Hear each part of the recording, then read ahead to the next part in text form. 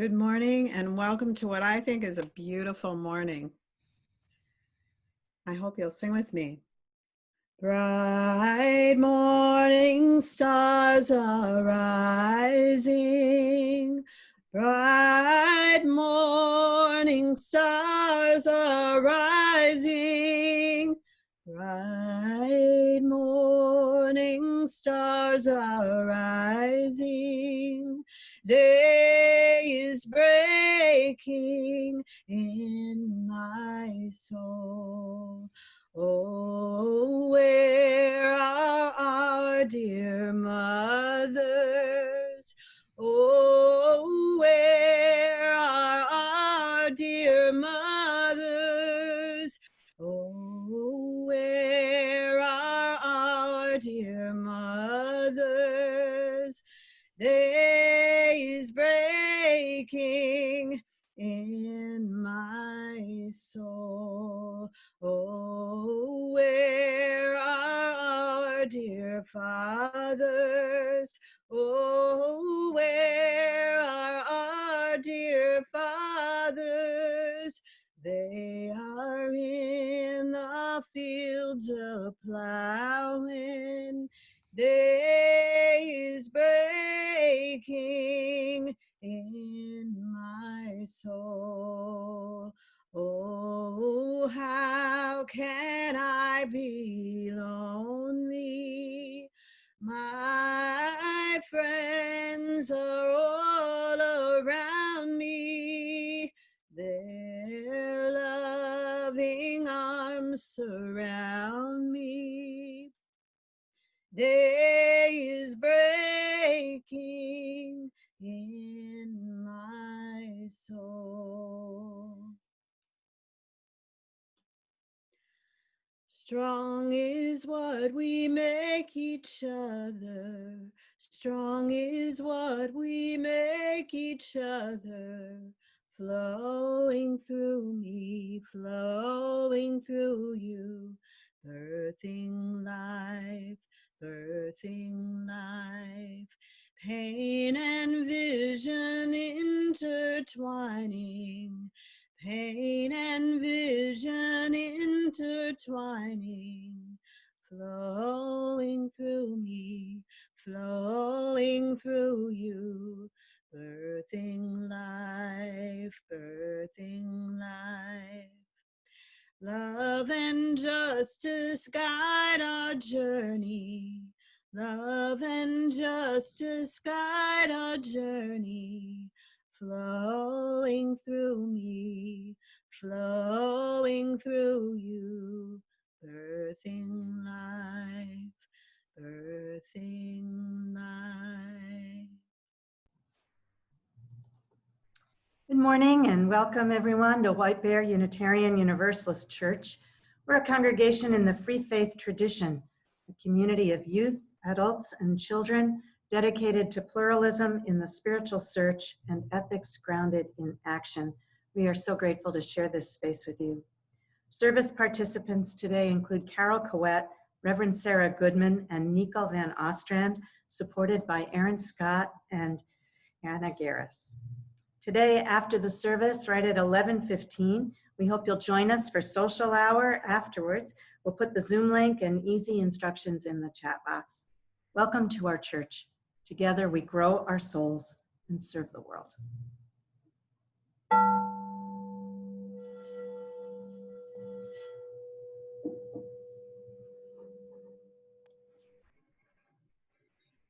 Come in.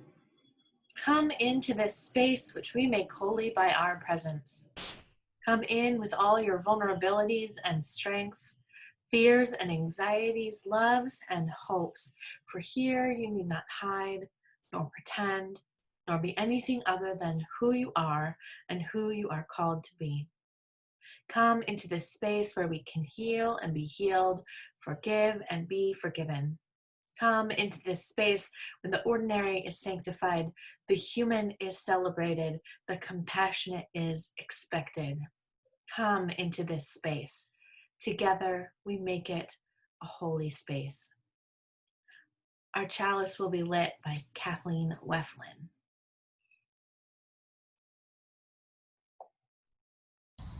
When Minnesota schools closed in March, I began a new morning practice, texting a joke or a riddle to my grandnieces and nephews. So every day I would search the internet and my memory for some form of silliness. Often someone would send a joke or a riddle in return. Sometimes our group texting became one long running joke. Decades ago, humorist Gina Barreca wrote this: "Laughing together is as close as you can get without touching." In March this year, she wrote about why we need to laugh in seriously hard times. Humor insists on the most significant forms of freedom of assembly, the assembly of souls and minds, the community of the anxious and the brave, all of us at different moments, the gathering of storytellers, truth-tellers, and eager listeners. Comedy doesn't lighten the gravity of a situation, but it lightens our hearts, and that is a gift. I light the chalice this morning for staying together with laughter.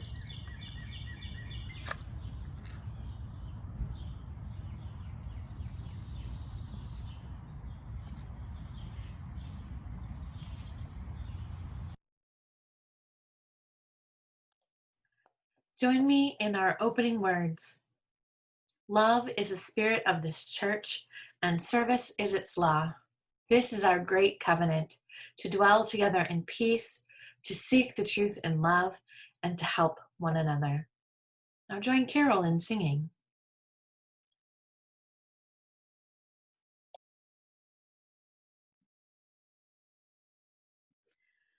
Loosen, loosen, baby. You don't have to carry the weight of the world in your muscles and bones. Let go, let go, let go.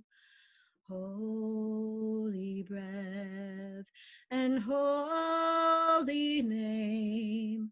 Will you ease this pain? Loosen, loosen, baby. You don't have to carry the weight of the world in your muscles and bones. Let go, let go, let go. Holy breath and holy name. Will you ease this pain?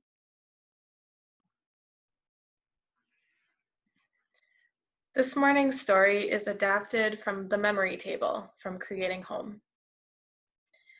7-year-old Stephen dragged his feet down the unfamiliar pathway, up the stairs, and down the hall to his new apartment. He was not looking forward to going home. Yesterday, a big moving van had brought all his stuff to apartment 5, and inside would be a mess of half-emptied boxes. This morning, he had found his toothbrush, but no toothpaste. Mom said it was in a different box. Stephen felt lonely and sad. Everywhere he had been all week was new, and he was still a little scared of meeting new friends, but only being able to see their eyes over their masks. There were scary stories on the news, and his older sister was going to marches almost every weekend. Stephen knew his parents were worried about her, but mostly he just missed playing games with her on Saturday nights like they used to. Lost in thought about how he was feeling, Stephen almost walked right past apartment 5. The new apartment did not greet him the same way as the old one. As Stephen crossed the threshold of his new home, he slammed the new door and thought, even the door slams differently. Standing in the entryway, Stephen looked up as he took off his mask and saw his mom coming forward to give him a welcome home hug. Home hugs at the door were his mom's specialty. Stephen felt the familiar warmth and love as his mom hugged him. He smiled at her and forgot his sadness for a moment. "Come with me," Stephen's mom said. "I want to show you something." She took him by the hand and they walked together into the kitchen. In the kitchen, Stephen stopped and stared. Everything was put away, and by the window was their very own kitchen table. This rough pine table had been in his kitchen as long as he could remember. It had 2 chunky legs on the ends, which Mom always said made it easier to sweep under. Around the table were 4 chairs with thick legs that matched the table. Stephen walked to the table and saw the red permanent marker spot he'd made when he was 2 years old. At the end of the table, a pile of papers was already beginning to form. On the side here was a gouge from when Stephen's sister thought she could slice a cucumber snack without a cutting board. And right in the middle was a bowl of mango, cut into perfect cubes like Mom always did when someone was feeling sad. His mom sat in her usual spot, and Stephen sat in his. "I know you've been sad, Stephen," his mom said. "You are missing all the old things and exhausted by all the new things. How are you feeling right now?" Stephen thought for a moment, enjoying the sweetness of a mango cube. "I was sad until I saw the table."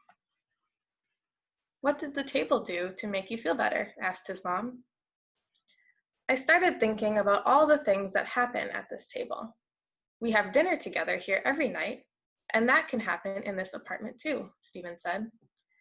"And the chalice we light at this table when we share blessings at the end of the day will be the same, even if it's in a new place." Stephen's mom smiled. "What else will continue in this new apartment?" "I can drop my pictures here and remember all the other times I sat here and created artwork.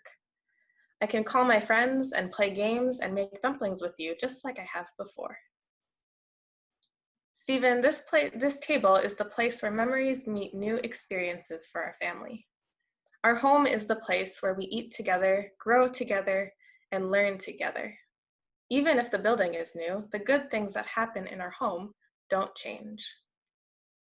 "Mom," said Stephen, licking the last bit of mango from his fingers, "I'd like to light our chalice right now with the blessing we do at religious education on Sunday afternoons. It's perfect for how I feel about this familiar table in our new apartment. Stephen's mom smiled and retrieved the matchbox. What is the blessing? Grateful for being here, grateful for being here together.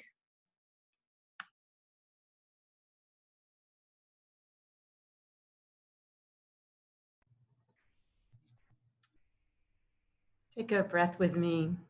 Breathe deep the breath of life, the spirit of life. And please join in a spirit of meditation. A blessing now, a cheer for these two getting married in the midst of the unraveling. 7 guests, all masked, no music, no reception. She's stoic, practical, resolved. It's not what we imagined, says her girlfriend, laughing. If our arms were just a little longer, we could do a champagne toast and stay 6 feet apart.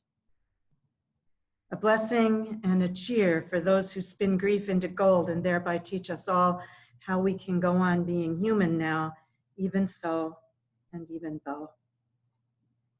A blessing now, a cheer for this one on the grass outside the nursing home, holding up his handmade cardboard sign, "Happy birthday, Dad, 95 years young." It's not what I imagined, he tells me in a text. I think he saw me though.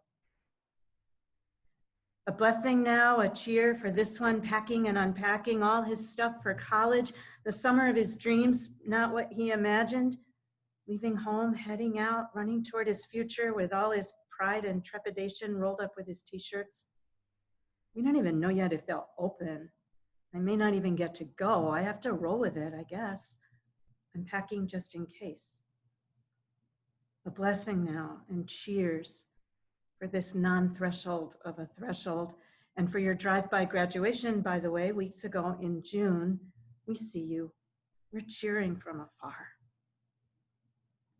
A blessing for this pregnancy, this baby that they wanted for so long. If we'd known 8 months ago what we all know now, we wouldn't have dared imagined it. Feels so strange to be so happy, but we just can't not. Blessing for safe passage, little child, and for your parents, and blessings for the world. Welcome home. A blessing now, a cheer for this one having surgery. It's elective, but important and already overdue. Scary on its own, terrifying now. Not quite what I imagined, but I don't really have a choice, she tells us over Zoom. Courage, friend. Prayers now for swift healing. A blessing and a prayer for the one whose husband died in March, the one whose partner died in April, the ones whose mother, brother, grandma, close friend, colleague died, and so deserve the marking, the public memory and mourning that grieving people need. A blessing now, a prayer for online funerals, memorials in parks, quiet cards, wailing all alone. We'll wait it out, he says. It's not what we imagined, but we'll just wait until it's safe to say goodbye. Blessings on you all, beloved ones, and cheers. From grief, with grit and love and hope, you are shaping something golden, unimagined, to hold up what is holy, to celebrate and consecrate what cannot, must not go unnoticed or unnamed, to find a way and make a way where no way was, to imagine what you could not have imagined, and make it work, make it lovely, make it real. A blessing now and tears. We see you there showing us all how. For just a few moments, let's hold silence together.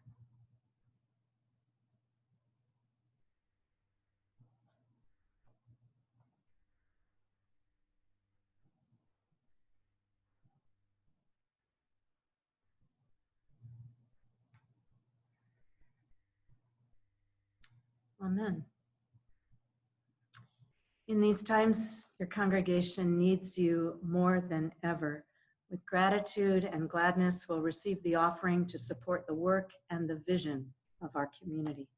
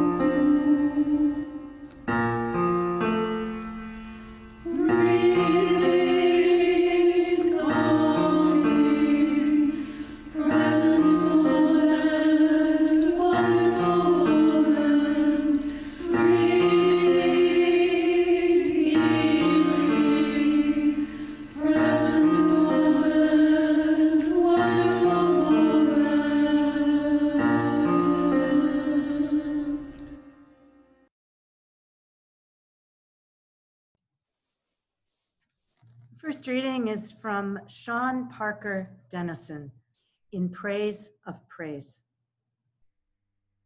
Yes, even now, when so much is broken, praise tears that will not be held back, witness to the immeasurable beauty of the smile of a 6-year-old gunned down by those who praise nothing.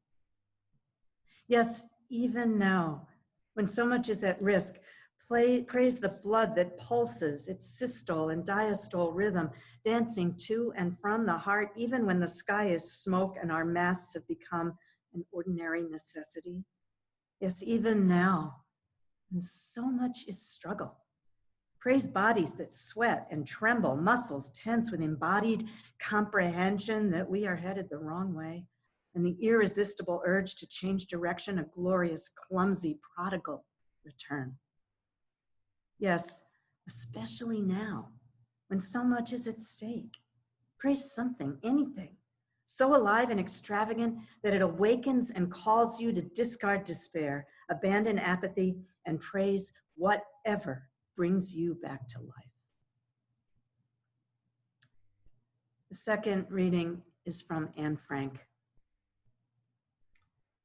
I can feel the suffering of millions, and yet if I look up into the heavens, I think it will come out all right, and that this cruelty too will end, and that peace and tranquility will return again.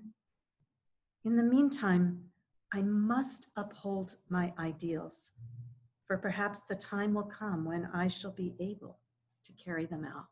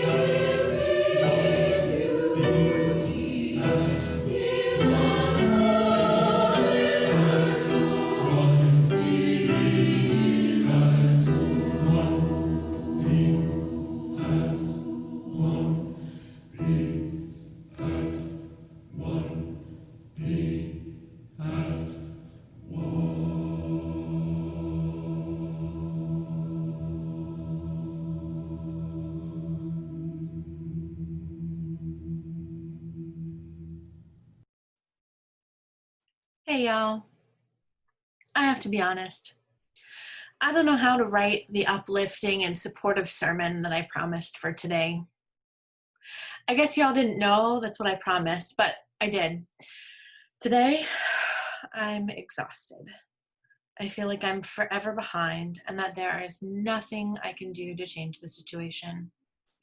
There's no end in sight to this pandemic, barely any hope for change in national leadership in a few months.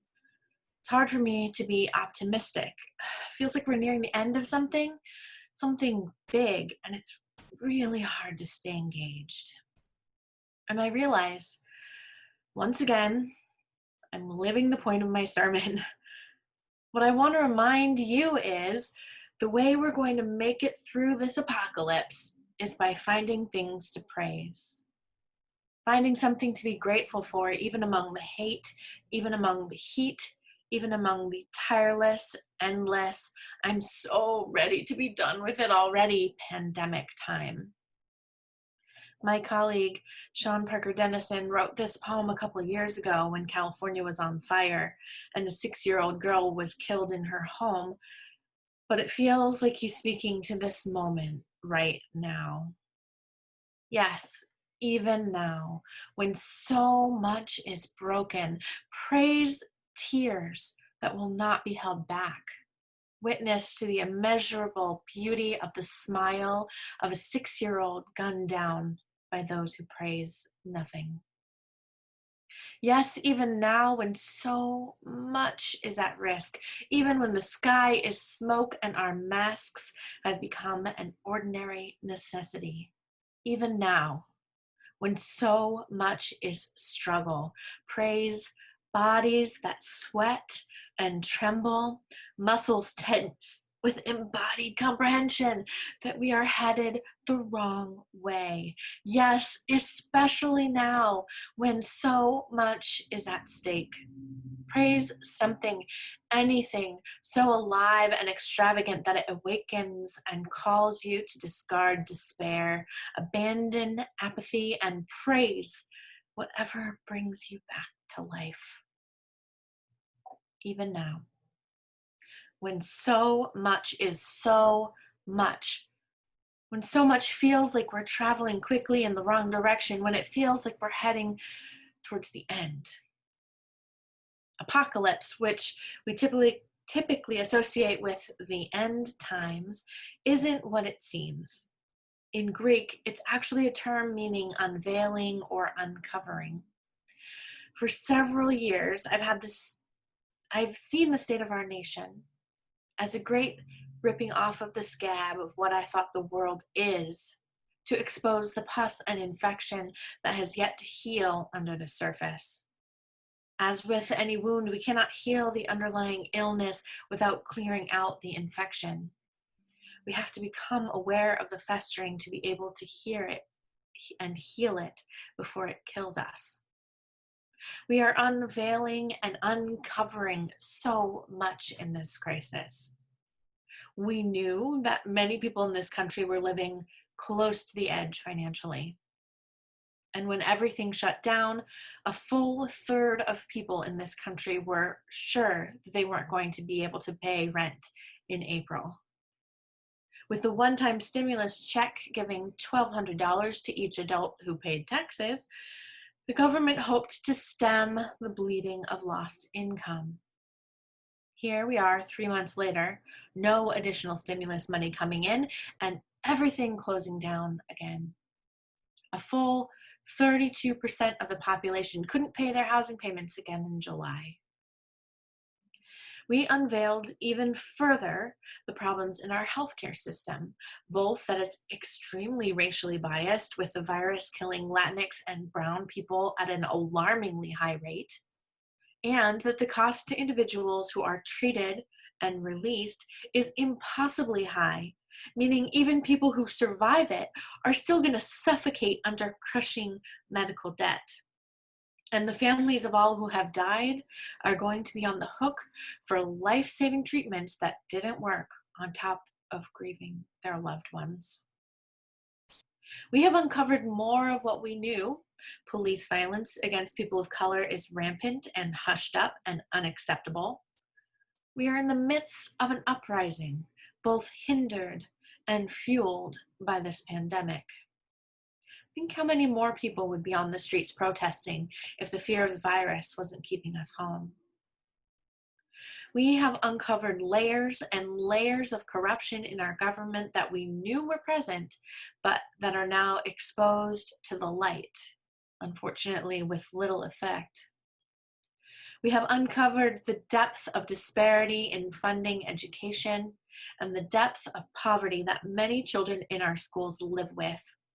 Nearly 22 million children rely on free school lunches to eat.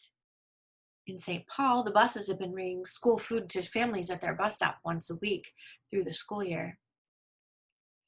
Many children were not able to participate in distance learning for lack of a computer or internet or both. And these are just a couple of the factors that are being considered in school districts around the nation as they decide whether or not to hold in-person school this fall. We have uncovered the implications of losing childcare for families who need both adults in a household to work to be able to pay the bills. It is impossible to work full-time outside the home when the children have no one and nowhere safe to care for them. It is impossible to work full-time in the home when there are small or even medium-sized children in a household needing care. We are uncovering once again the patriarchy that pays fathers more than mothers, the system that says mothers are the ones who give up their jobs and their careers to care for the children. We are uncovering our own complicity in white supremacy culture. We have exposed our country's history as destructive and centered on wealth, and we have finally shined the light on structures of oppression that privilege white people and crush everybody else, all in our present.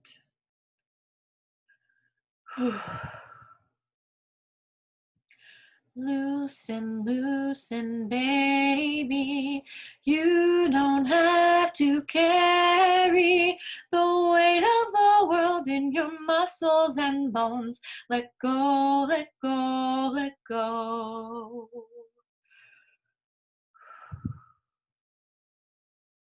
If we are to survive this apocalypse, these uncoverings, we have to find some way to survive our day-to-day lives in captivity. Although we're not trapped in our homes, we are, many of us, confined to them out of self-preservation and the preservation of those we love. What does it feel like to live in the midst of a great unveiling? We always imagine that the end of the world is something that humanity won't survive.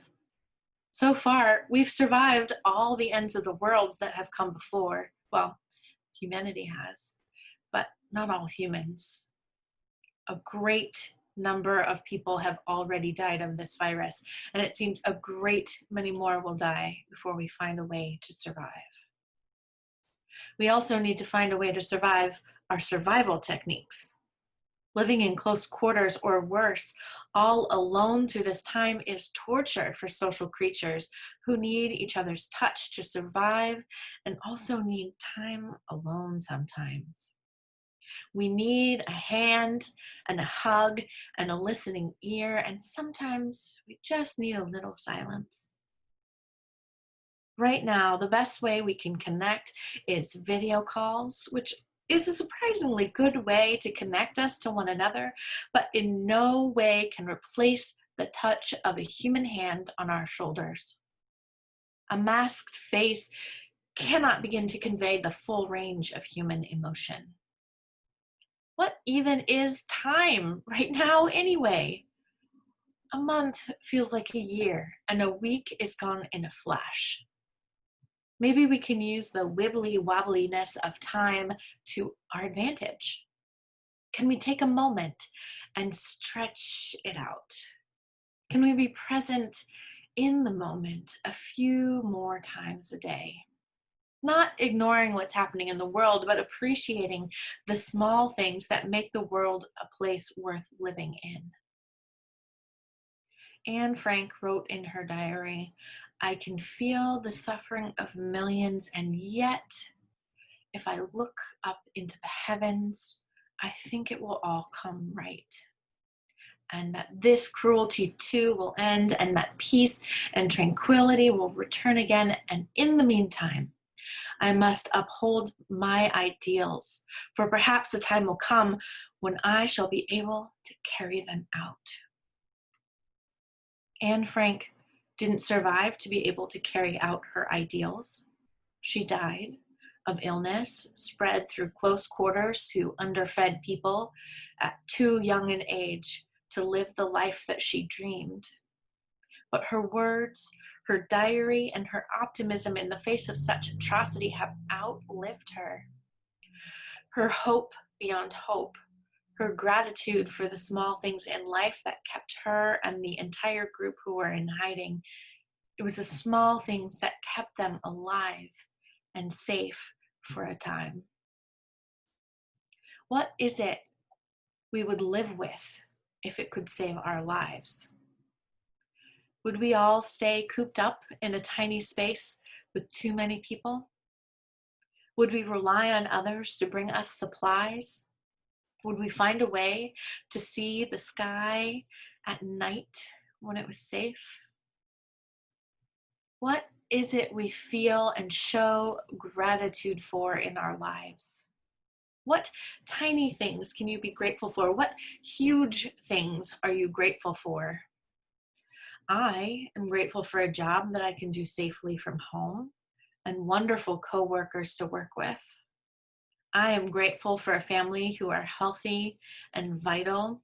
I'm grateful for living in a place where there's so much natural beauty easily accessible. I am grateful for my partner, Sean, who's not working right now, so he can care for our family. In an article by Sari Harar in the AARP magazine, Finding Happiness During Hard Times, psychologist Maria Sorosis has written about the emotional resilience of children with cancer and their families, and she tells us that getting to constructive emotional states begins with acknowledging the bad. I could binge watch Netflix for 7 hours a day, but that won't sustain me spiritually or emotionally in my relationships, she says. Let yourself feel what you're really feeling. Then think about what's important to you right now. What's in line with your values? That could be more kindness, spirituality, appreciating life in its big and small moments, using your own strengths more in the world. Gratitude is one way to appreciate life, but sometimes gratitude feels like an academic practice. List 3 things you're grateful for every day in your journal. Wonderful. Check. Done. Noticing things you're grateful for in the past is a thing, a very helpful thing for people. But sometimes I want more than that. Sometimes I have to praise a thing while it's happening. I love the word savor. I can feel the thing rolling around on my tongue, filling up my senses with pleasure. Savoring is a present tense gratitude. Feel the moments of beauty as they are around you. Admiring the puffy clouds as they speckle the blue sky while sitting at a stoplight. Feeling the heat of the sun on our skin as we sit in the backyard. Basking in the affectionate looks given by a loved one, in person or over video chat. Enjoying tea in your cup, the flavor, the aroma, the warmth. The flavor of the familiar fruit cut for you by a loving hand. Enjoy laughing at the giggles of the baby, laughing in joy at the hysterical laughter of the preschooler. Listening to our favorite music on repeat, letting the notes send chills through our bodies, or letting the beat get us moving. We have to live through this, and we will, most of us. And we will all be better off if we can find a way to live that will bring us solace and energizes us to action. We need to let apathy slide away from us like slippery soap in a sink. Wash your hands. Grab the praise. Embrace the grateful. Hold the ephemeral links to happiness like you hold a balloon string. Tie it around your wrist so it doesn't get away from you. If we catch enough of them, they may just lift us up. Join now in singing one of my favorite songs, My Life Flows On, an Endless Song, number 108 in Singing the Living Tradition.